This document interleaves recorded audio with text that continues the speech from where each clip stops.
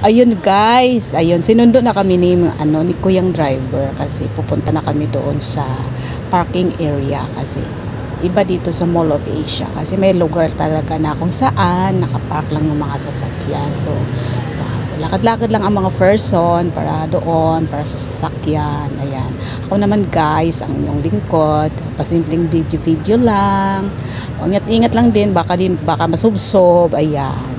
So, yan lang guys.